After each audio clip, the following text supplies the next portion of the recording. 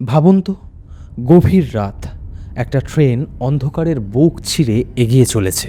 চারপাশে শুধুমাত্র ঘন জঙ্গল, এতটাই ঘন যে চাঁদের আলো পর্যন্ত মাটিতে ঠিকমতো পৌঁছতে পারছে না। আশেপাশে কোনো রকমের জনবসতি নেই, শুধু মাঝে মধ্যে দূর থেকে ভেসে আসছে ঝিঝি পোকার ডাক।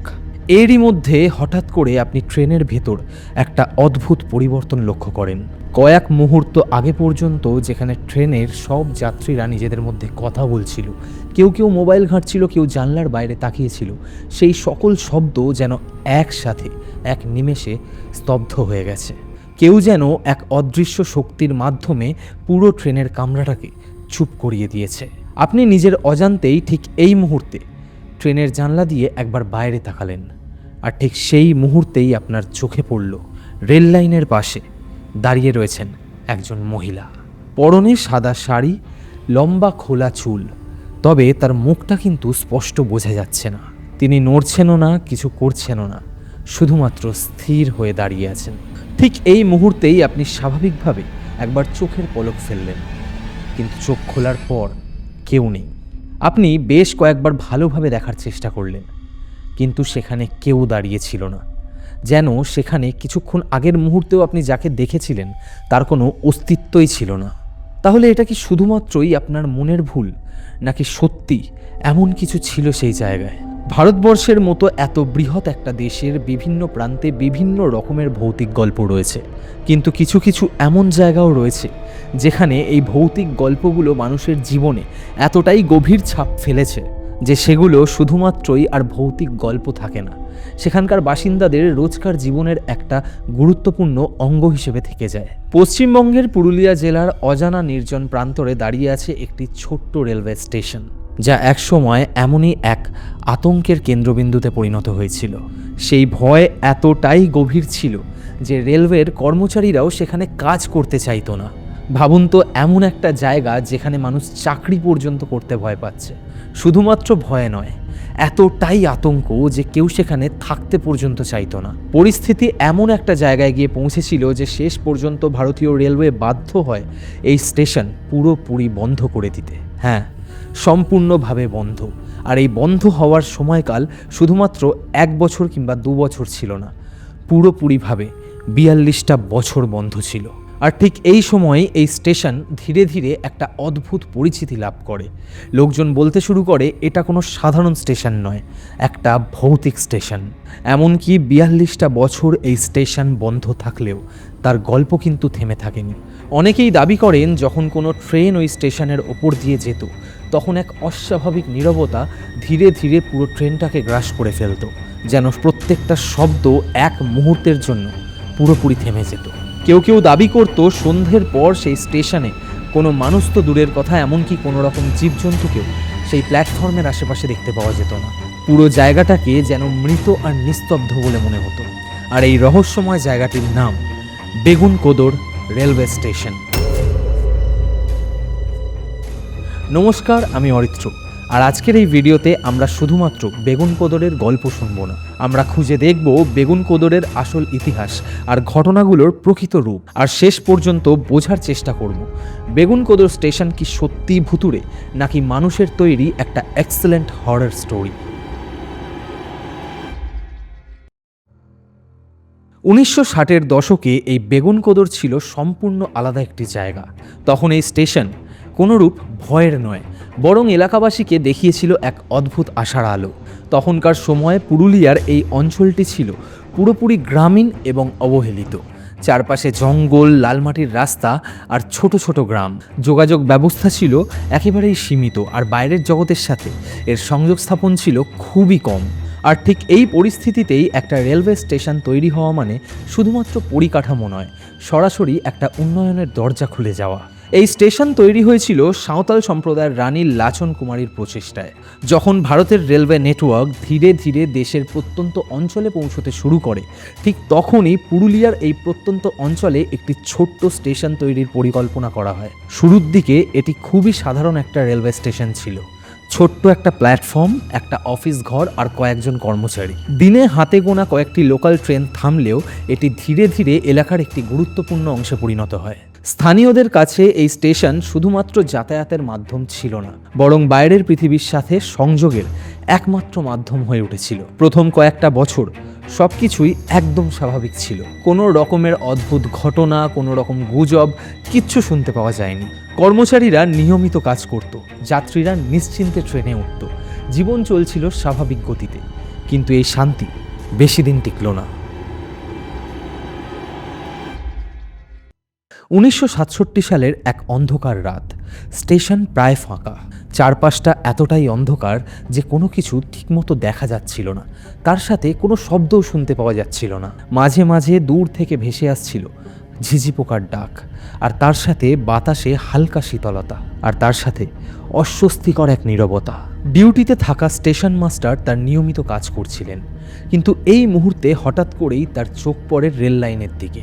সেখানে তিনি দেখেন একজন মহিলা রেলওয়ে ট্র্যাকের উপর দাঁড়িয়ে রয়েছেন। পরনে সাদা শাড়ি, লম্বা খোলা চুল, তবে একদম স্থির।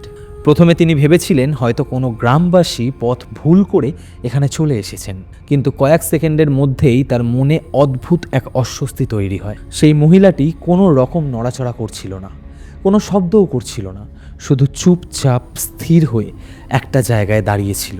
ঠিক সেই সময় দূর থেকে ভেসে আসে ধেয়ে আসা ট্রেনের আলো এবং শব্দ।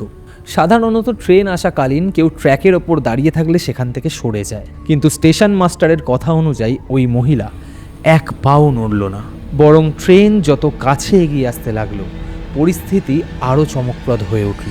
স্টেশন মাস্টার চিৎকার করে তাকে সরে যেতে বলেন, কিন্তু শব্দ যেন গলার ভেতরে আটকে গিয়েছিল।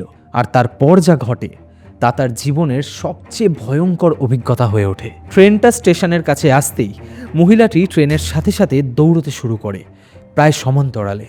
তার গতি এতটাই বেশি ছিল যে মনে হচ্ছিল সে যেন ট্রেনের সাথে পাল্লা দিয়ে দৌড়চ্ছে। কোথাও কোথাও বলা হয় যে সে কখনো ট্রেনের পাশাপাশি দৌড়তো, কখনো কখনো ট্রেনের সামনেও চলে আসতো। কেউ কেউ তো এমনও দাবি করেছেন যে সে হয়তো মাটির উপরে নয়, হাওয়ায় ভেসে বেড়াচ্ছিল। এই দৃশ্য দেখা যেত কয়েক সেকেন্ডের জন্য, আর ঠিক কয়েক সেকেন্ড পরেই সে যেন অন্ধকারে মিলিয়ে যেত। এই দৃশ্য দেখে স্টেশন মাস্টার ভীষণভাবে আতঙ্কিত হয়ে পড়েন। তিনি তার এই অভিজ্ঞতা অন্য কর্মচারীদেরকে শোনালে প্রথমে অনেকেই এই কথা বিশ্বাস করতে চায়নি, তবে ধীরে ধীরে বাকি কর্মচারীরাও ভয় কাটিয়ে তাদের সাথে ঘটে যাওয়া অদ্ভুত ঘটনার কথা সবার সাথে শেয়ার করতে শুরু করে। কেউ বলেছে তারা নাকি রাতের বেলায় ট্র্যাকের পাশে একটা সাদা ছায়া দেখেছে। কেউ কেউ তো আবার বলেছে যে তারা অনুভব করেছে তাদের দিকে কেউ একজন তাকিয়ে রয়েছে, পরে সেদিকে তাকিয়ে তারা দেখে যে সেখানে কেউ ছিল না। কেউ কেউ দাবি করে যে ট্রেন চলার সময় জানলার ভেতর থেকে নাকি বাইরে হঠাৎ করেই একটা মুখ দেখতে পাওয়া যায়, আবার কিছুক্ষণের মধ্যেই সেই মুখটা অন্ধকারে মিলিয়েও যায়। আসলে মানুষ যখন ভয় পায় তখন তার মস্তিষ্ক বাস্তব আর কল্পনার পার্থক্য হারাতে শুরু করে, আর ঠিক তখনই এই ছোট ছোট গল্প একত্রিত হয়ে একটা বড় গল্পের আকার ধারণ করে, এবং সেই গল্প খুব দ্রুত ছড়িয়ে পড়ে আশেপাশের গ্রামগুলোতে। মানুষ নিজের মতো করে এই গল্পে নতুন নতুন অংশ যোগ করতে শুরু করে। কেউ কেউ বলে ওটা কোনো সাধারণ মহিলা নয়, ওটা ডাইনি। কেউ আবার বলে ওটা নাকি এমন এক আত্মা যে কখনো শান্তিই পায়নি। আবার কেউ কেউ বলছিল যে অনেক বছর আগে ওই রেল লাইনের ওপরেই নাকি একটি মেয়ে আত্মহত্যা করেছিল, আর সেই নাকি আবার ফিরে এসেছে। আর ঠিক এইভাবেই এক রাতের একটি ভয়ঙ্কর অভিজ্ঞতার রূপ নেয় এক ভয়ঙ্কর ট্র্যাজেডিতে। আর সবচেয়ে ভয়ঙ্কর বিষয় হলো এই গল্প যত ছড়াতে থাকে মানুষের ভয় পাল্লা দিয়ে বাড়তে থাকে। আগে যেখানে একজন কোনো কিছু অনুভব করেছিল, এখন সেখানে অধিকাংশ মানুষই একই জিনিস দেখার দাবি করতে থাকে। আর ঠিক এভাবেই 1967 সালের সেই রাত্রের ঘটনা শুধুমাত্র একটা অভিজ্ঞতা হয়ে থাকেনি, বরং এটা হয়ে উঠেছিল বেগুন কোদরের ভয়ের প্রেক্ষাপট। এই ঘটনাগুলোর কিছুদিন পরেই ঘটে যায় আরও একটা চমকপ্রদ ঘটনা। স্টেশন মাস্টার ও তার পুরো পরিবারের হঠাৎ করেই নিখোঁজ হয়ে যাওয়ার খবর পাওয়া যায়। যদিও এর পেছনের কারণ কি ছিল তা পরিষ্কারভাবে কিছুই জানা যায়নি, কিন্তু স্থানীয় মানুষজন খুব দ্রুতই এই ঘটনাকে ওই সাদা শাড়ি পরা মহিলার সাথে যুক্ত করে ফেলে। আসলে গ্রামাঞ্চলে গুজব ছড়াতে বেশি সময় লাগে না, আর একবার যদি কোনো অস্বাভাবিক ঘটনার সাথে এই ভূত শব্দটা জুড়ে যায় তাহলে তা খুব দ্রুত মানুষের বিশ্বাসে পরিণত হয়। আর বেগুনকোদরের ক্ষেত্রেও ঠিক সেটাই ঘটে। লোকজন বলতে শুরু করে যে বেগুনকোদর স্টেশন নাকি অভিশপ্ত, আর যেই মানুষ এই অভিশাপের সম্মুখীন হবে তার জীবনে নাকি নেমে আসবে ঘোর বিপদ। এই ভয় এতটাই ছড়িয়ে পড়ে যে রেলওয়ের কর্মচারীরা একে একে এই স্টেশনে কাজ করতে অস্বীকার করে। নতুন কোনো কর্মচারী এলেও তারা এই স্টেশনে কোনো রকমভাবেই পোস্টিং নিতে চাইতো না। এমনকি যাত্রীরাও এই স্টেশন এড়িয়ে চলতে শুরু করে।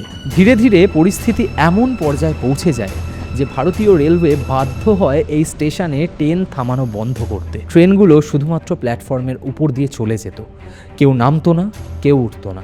একটা সময় এমন আসে যে এই স্টেশনটা পুরোপুরি বন্ধ হয়ে যায়, কারণ এই অঞ্চলের মানুষের মনের ভয় যুক্তির থেকেও অনেক বেশি শক্তিশালী হয়ে উঠেছিল। একটা ব্যস্ততম কার্যকরী রেল স্টেশন পরিণত হয় একটা পরিত্যক্ত রেল স্টেশনে। দিনের বেলাতেও যেখানে লোকজন রীতিমতো যেতে ভয় পেত, আর রাতের বেলায় প্রশ্নই ওঠে না। এই একই অবস্থা প্রায় 42টা বছর ধরে চলতে থাকে।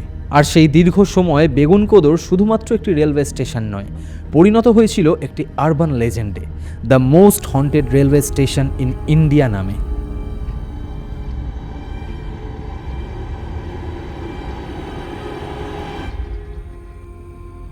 অবশেষে বহু বছর পর বেগুনকোদর এলাকার স্থানীয় মানুষজন এই পরিস্থিতির বিরুদ্ধে আওয়াজ তুলতে শুরু করে।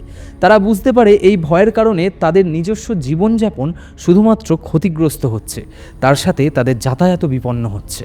ফলে দীর্ঘ আন্দোলন আর দাবির পরে 2009 সালে বেগুনকোদর স্টেশন আবার রিওপেন করা হয়। ট্রেন আবার থামতে শুরু করে, কর্মচারীরা আবার কাজ শুরু করেন। তবে সবচেয়ে আশ্চর্যকর বিষয় হলো পুনরায় রেলওয়ে স্টেশন চালু হওয়ার পর থেকে আজ পর্যন্ত কোনো রকমের অদ্ভুত ঘটনা শুনতে পাওয়া যায়নি, কিন্তু গল্পটা থেকেই যায়।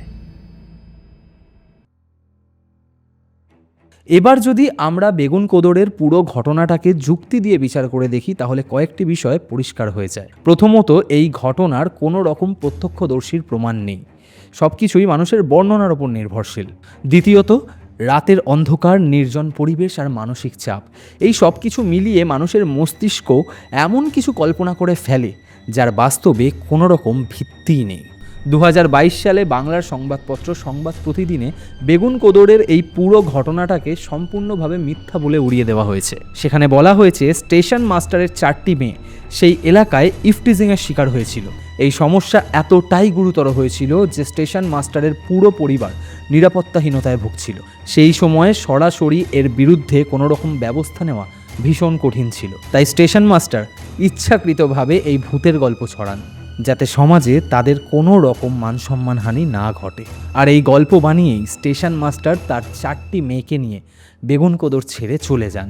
যদি এই কথা সত্যি হয় তাহলে এত বছর ধরে রটে যাওয়া পুরো ঘটনার কিন্তু একটা অন্য অর্থ দাঁড়ায়। এই ঘটনা তখন আর শুধুমাত্র ভূতের গল্প থাকে না, হয়ে ওঠে সামাজিক বাস্তবতার এক ভয়ঙ্কর প্রতিফলন, যেখানে ভূতের ভয়কে ব্যবহার করা হয়েছে শুধুমাত্র নিজের মেয়েদের নিরাপত্তার জন্য।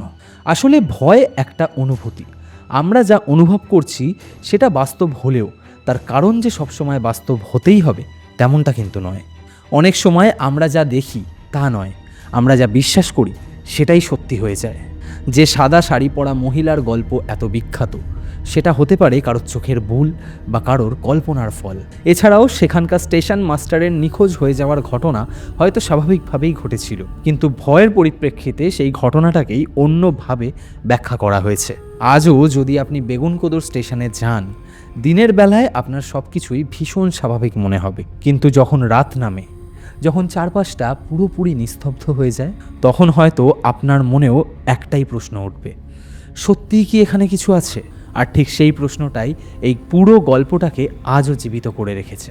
কারণ ভূত থাকুক বা না থাকুক, ভয় মানুষের জীবনে চিরকাল থাকবে। আপনাদের কি মনে হয়, বেগুনকোদর কি সত্যিই হন্টেড নাকি পুরোটাই বানানো গল্প? কমেন্ট সেকশনে নিজেদের মতামত জানাতে ভুলবেন না। আর যদি ভিডিওটি ভালো লাগে তাহলে লাইক, শেয়ার, সাবস্ক্রাইব করুন। দেখা হচ্ছে আপনাদের সাথে পরের ভিডিওতে।